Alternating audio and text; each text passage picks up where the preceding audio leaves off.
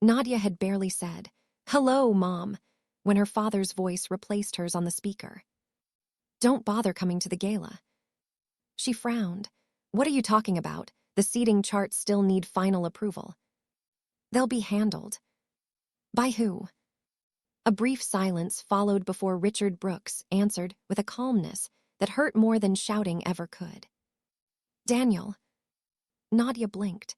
Daniel has never managed an event this size. "He doesn't need to," her mother said. "He'll be representing the family." "I've represented this event for 9 years." "No," her father corrected. "You've organized it." She gripped the phone tighter. "The sponsors know me, the vendors. We've already informed everyone that your brother is leading this year's gala." Nadia finally found her voice. "So, you're uninviting me?" Her father's answer came without hesitation. "We only want important people at our family gala." The words landed harder than if he had yelled them. Before she could respond, he added, "Our donors expect executives, elected officials, CEOs, not the person arranging tables." The line went dead. Nadia stared at the silent screen for several seconds. Then she placed the phone face down on her desk. She didn't cry. She didn't call back. She didn't post anything online. She simply opened her calendar. For almost a decade, the Brooks Family Charity Gala had looked effortless to everyone who attended. Guests saw sparkling chandeliers, celebrity speakers, perfectly timed presentations, and record-breaking fundraising totals. What they never saw were the 18-hour workdays behind it. They never saw Nadia negotiating sponsorship contracts 6 months in advance. They never saw her calming, nervous donors' moments before they stepped on stage. They never saw her rescuing deliveries delayed by storms, replacing vendors who canceled overnight, or quietly fixing problems before anyone noticed they existed. Her parents certainly never mentioned those things. Whenever newspapers covered the gala, Richard stood in front of every camera. Elaine greeted politicians. Daniel smiled beside them as the family's next-generation leader.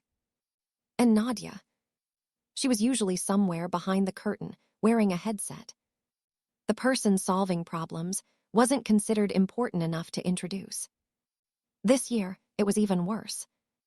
Daniel had already been announced across social media as executive director of the gala. Posts from the family foundation praised his vision and leadership. Friends tagged Nadia beneath the announcements with messages like, "Congratulations to your brother." She never corrected them. Instead, she opened the management portal her company owned. Every planning document, every production timeline, every vendor schedule, every emergency contingency, every sponsor coordination file. All of it belonged to her event production company under contract. Quietly and professionally, she removed her company's active participation, exactly as the agreement allowed after termination. Then she made a handful of short phone calls. None lasted more than a few minutes. She never complained. She never insulted her parents. Whenever someone asked why she wouldn't be attending the gala, her answer never changed. "I'm no longer involved with this year's event." Nothing more. 48 hours later, her phone stayed unusually quiet. But across town, Daniel's wouldn't stop ringing. Then someone burst into his office with a pale face and one sentence that changed everything. 11 major sponsors just pulled out. Why? Daniel's first instinct was to call Nadia. She watched his name flash across her phone. Once, twice, 5 times. She let every call go to voicemail. Not because she wanted revenge. Because there was nothing she could honestly explain that he hadn't already chosen to ignore. A few minutes later, her Aunt Karen called instead. "Nadia, please answer me."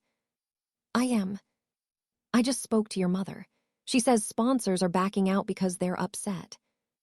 Nadia leaned back in her chair. "I'm sorry to hear that." Karen lowered her voice. "If you made a few calls, Maybe you should make a few more and fix this. Nadia answered carefully. I've asked no one to leave. There was silence. Then Karen sighed. Your parents think you're trying to prove a point. I don't need to. After hanging up, Nadia looked around the office she had built from scratch. Her staff kept working as if it were any other Tuesday. Someone was reviewing contracts. Another employee was coordinating a fundraising dinner for a hospital. Business continued because professionalism didn't depend on family approval. Her phone rang again. This time, the caller ID displayed a name she knew well. Martin Hayes. He had sponsored the Brooks family gala every year since Nadia first joined the project. She answered. Hi, Martin. Nadia, I heard you're no longer producing the gala. That's correct. What happened?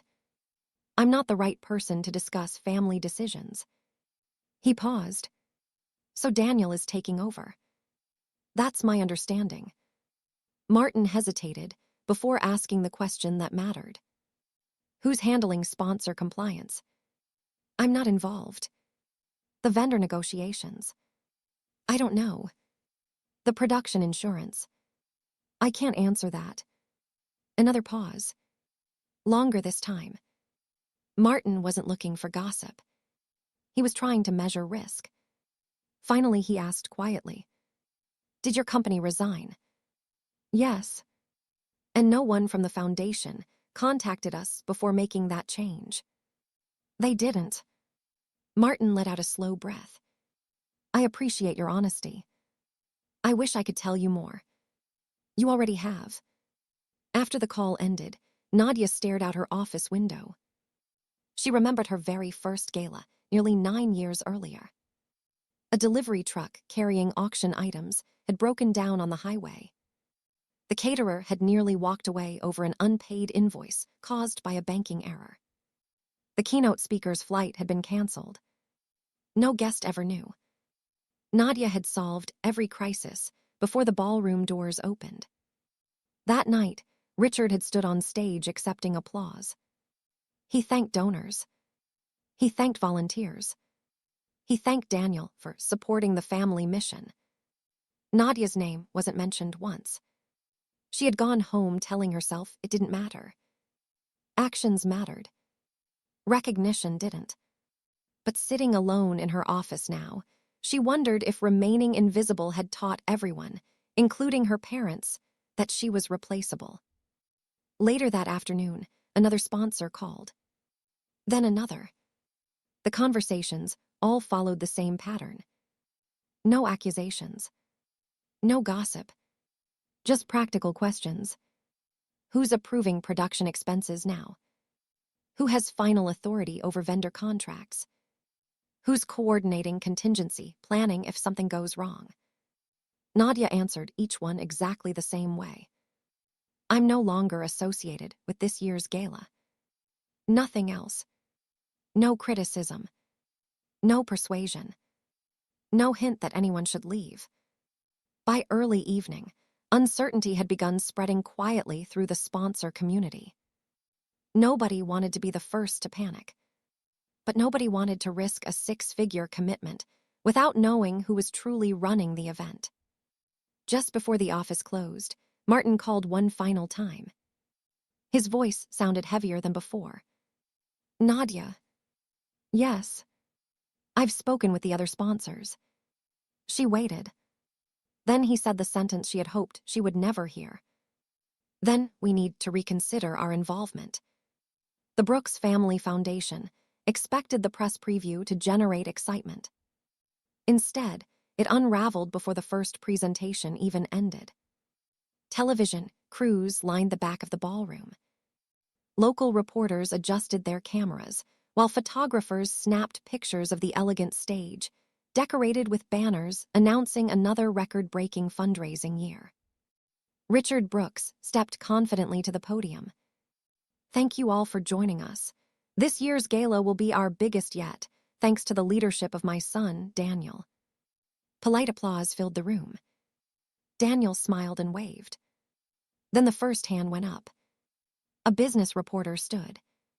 Mr. Brooks, previous promotional materials listed Brooks Event Production as the official event management company. That logo has disappeared from this year's materials. Has there been a change? Richard answered without hesitation. We've simply brought management in-house. Another reporter immediately followed. So Nadia Brooks is no longer directing the event. Daniel leaned toward the microphone before his father could answer. My sister wanted to pursue other opportunities. It was a smooth answer. Too smooth. Several people in the audience exchanged uncertain glances. They knew Nadia. Many had worked with her for years. The explanation didn't quite fit. As the questions continued, donors quietly noticed something else. Several familiar production partners weren't sitting in their usual reserved section. The audiovisual company wasn't represented. Neither was the Dacre supplier, who had transformed the ballroom every year. Even the catering director looked distracted, whispering with his staff near the entrance. Daniel pressed on. We've modernized operations, he said confidently. This event has never been stronger. The words had barely left his mouth when his phone vibrated. He glanced down. Another email. Sponsor withdrawal notice. He locked the screen without opening it. Seconds later, it vibrated again. And again. Across the room, the foundation's sponsorship coordinator looked increasingly uneasy. She hurried to Richard and whispered something into his ear. His expression tightened. He shook his head. No, check again. She hurried away. Meanwhile, another reporter stood. Can you confirm whether your sponsorship agreements changed after Brooks Event Production withdrew? Daniel forced a smile. Our relationships are built on the Brooks Foundation. The reporter nodded, but didn't sit down. Several corporate representatives told us they signed because they trusted Ms. Brooks' project management. The room grew noticeably quieter. Daniel answered quickly. The foundation has always led those relationships. Before anyone could ask another question, a chair scraped loudly across the floor. Martin Hayes, one of the Gala's longest-serving sponsors, stood. Every head turned toward him. He adjusted his suit jacket. I think it's important to clarify something. Richard's smile disappeared. Martin looked toward the audience instead of the stage. Our company didn't support this gala because of a family name. Silence spread across the ballroom. We supported it because every promise Nadia Brooks made over the last 9 years was kept. Nobody moved. Martin continued. When we learned she was no longer overseeing the event, we reviewed our commitment. He didn't sound angry. He sounded practical. We concluded the operational risk had changed. Without another word, he gathered his folder and walked toward the exit. A second sponsor quietly stood and followed him. Then a third. Reporters immediately turned their cameras away from the stage and toward the departing executives. The room shifted in an instant. Minutes earlier, Daniel had been the face of the gala. Now he was answering questions no prepared speech could stop. Board members who had congratulated him that morning suddenly leaned together in hushed conversations. One quietly asked, Did anyone verify the sponsor agreements before replacing Nadia? No one answered. Rumors spread through the ballroom faster than the reporters could type them. Had something happened behind the scenes? Was there financial trouble? Was the foundation hiding something? Nobody knew. But everyone could see respected corporate partners leaving one after another. Then the finance director pushed through the crowd, holding a freshly printed report. He walked straight to Richard. Without looking at anyone else, he handed over the pages and spoke quietly enough that only the front row could hear. We're down 11 sponsors. Richard looked at the figures. For the first time that morning, he had no words. By the next morning, the missing sponsorship money had become more than an embarrassing headline. It had become a financial emergency. Richard sat at the head of the foundation's conference table, while board members stared at updated budget projections displayed on a large screen. The numbers were brutal. Without the 11 sponsors, nearly $100,000 in pledged funding had disappeared overnight. One board member broke the silence. "Can we replace them?" The sponsorship coordinator slowly shook her head. "Not this close to the event." Another board member asked, "Can we reduce expenses instead?" Before anyone could answer, the operations manager pushed another folder across the table. "The vendors are responding." Richard opened it. His expression darkened with every page. The premium lighting company had suspended installation until payment was guaranteed. The audiovisual contractor had paused equipment delivery. The entertainment agency had withdrawn its performers under a cancellation clause. The luxury daycare supplier demanded immediate confirmation before releasing inventory reserved months earlier. None of them were refusing out of spite. They were simply following the contracts. Daniel looked around the room. "There has to be another option." "There is," the operations manager replied. "Pay everything up front." Richard looked at the revised total. It wasn't possible. The sponsorship money had been the cash flow that kept everything moving. Without it, every delay triggered another delay. Every cancellation created another problem. The carefully planned event was beginning to collapse piece by piece. One board member finally asked the question no one had wanted to raise. "Has anyone actually spoken to the sponsors?" Richard nodded toward the legal advisor. "Start calling them." The board divided the list. Over the next several hours, they contacted each company one by one.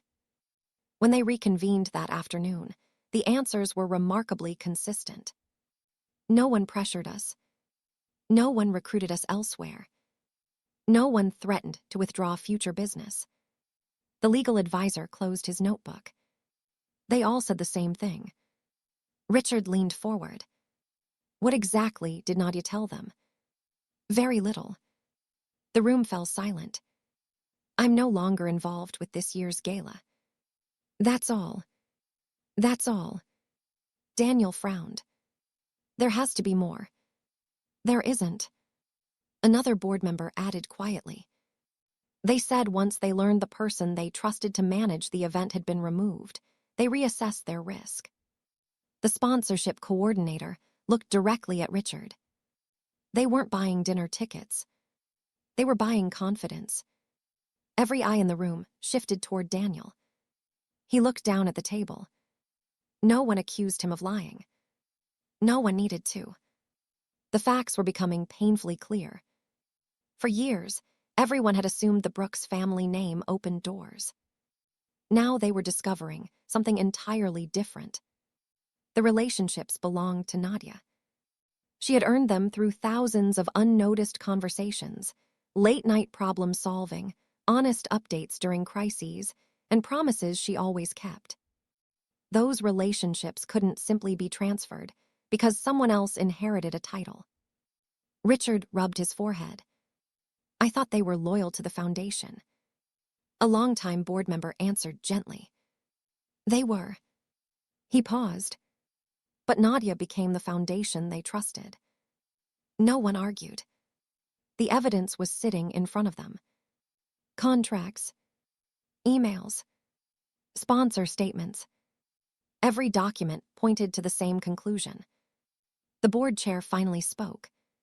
"We need to decide whether this gala is still financially viable."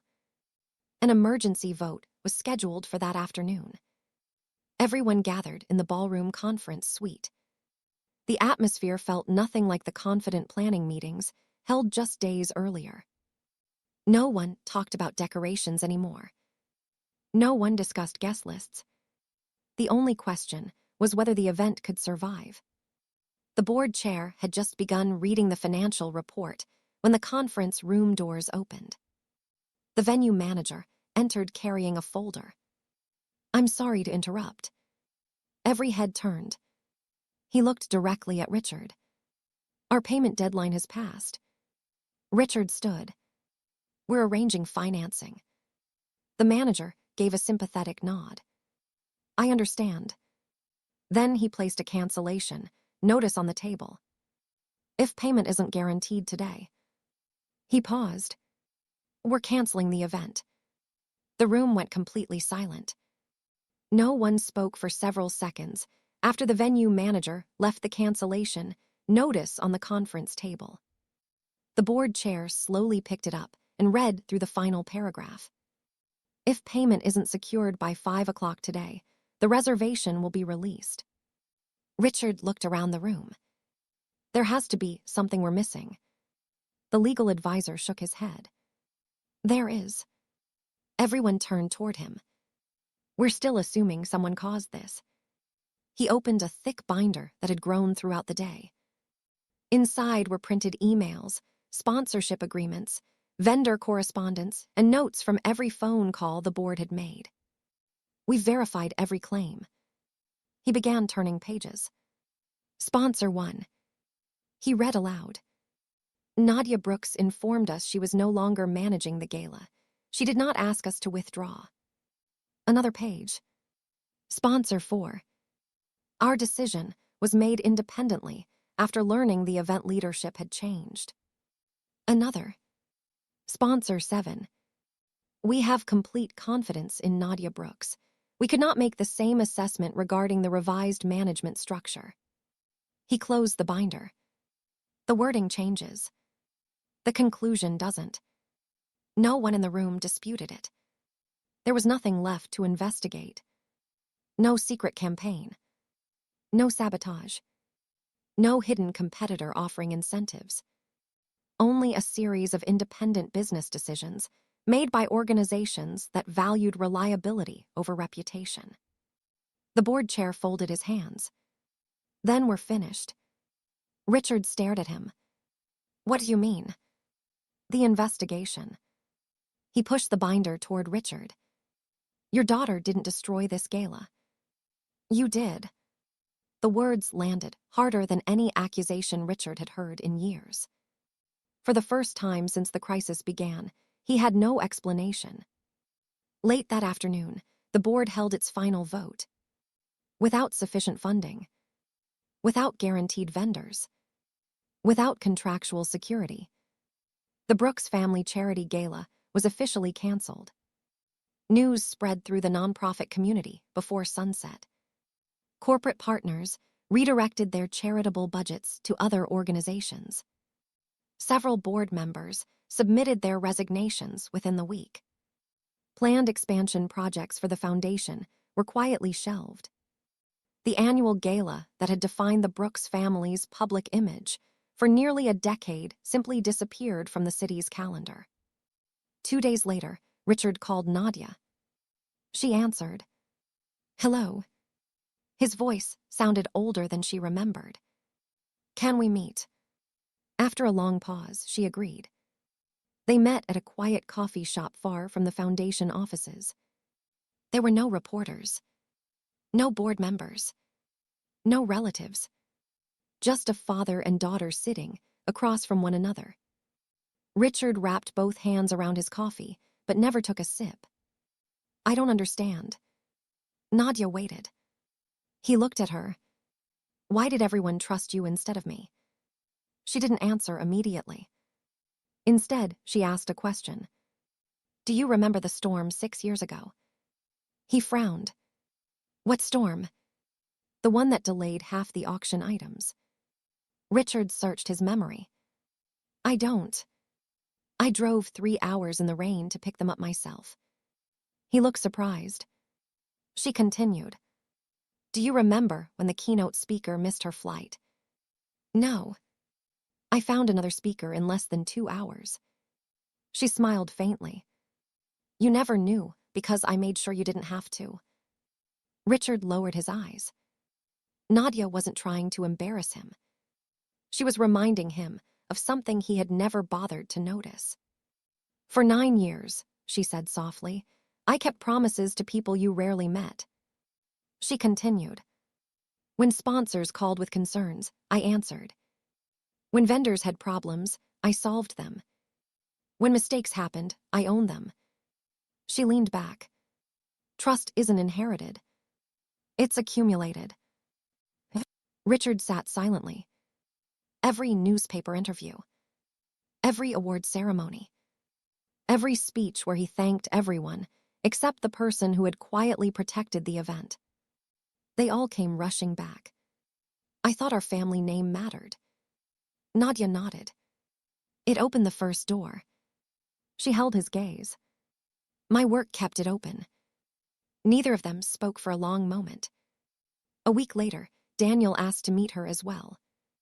He looked exhausted. I owe you an apology. She listened. I accepted credit for work I didn't understand. He laughed bitterly. I honestly believed running the gala meant standing on stage. Nadia smiled gently. It means making sure nobody notices the problems. He nodded. I know that now. Within months, the nonprofit community had reached its own conclusion. Organizations that had once sponsored the Brooks family gala began contacting Nadia directly. Not because they felt sorry for her, because they trusted her. One hospital foundation asked her company to manage its annual fundraiser. Then a children's education charity. Then a regional medical research campaign. Each event led to another recommendation. Within a year, Nadia's event production agency had grown beyond anything she had achieved while working quietly behind the Brooks family name. Her calendar filled months in advance. Clients introduced her proudly. This is Nadia Brooks, the reason our events succeed. Meanwhile, the Brooks Foundation struggled to rebuild relationships that had taken nearly a decade to establish. Some donors returned. Many never did. Reputation, Nadia had learned, could survive mistakes. Broken trust was much harder to repair. Family dinners eventually resumed, though they looked different. Conversations became quieter, more honest. No one joked about important people anymore. No one underestimated the person who worked behind the scenes. Nadia never demanded an apology at the table. She didn't need one. Her work had already spoken louder than any argument ever could. The last time she drove past the hotel where the canceled gala was supposed to take place, she didn't feel angry. She simply kept driving toward another venue. Another client. Another team that valued the person doing the work instead of the person standing in the spotlight. Her parents once told her that only important people belonged at their family gala. When the $100,000 event collapsed without her, everyone finally learned who the important person had been all along.